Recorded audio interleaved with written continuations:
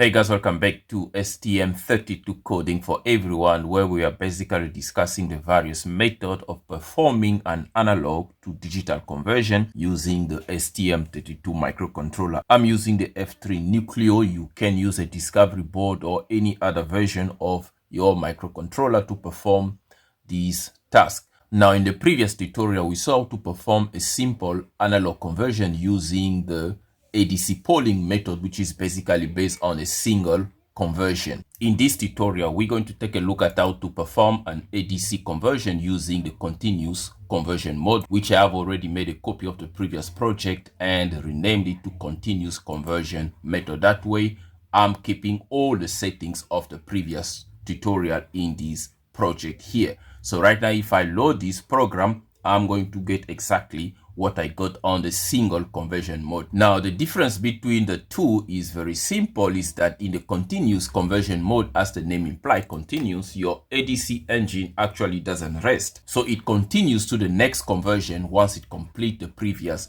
right? And the other pins are also for the LCD.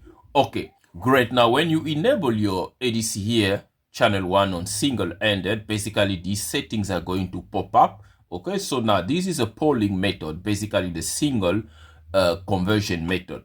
Now, to enable the continuous conversion method, all you have to do is to basically enable this method here. As you can see, continuous conversion method is disabled. You need to enable this. Great.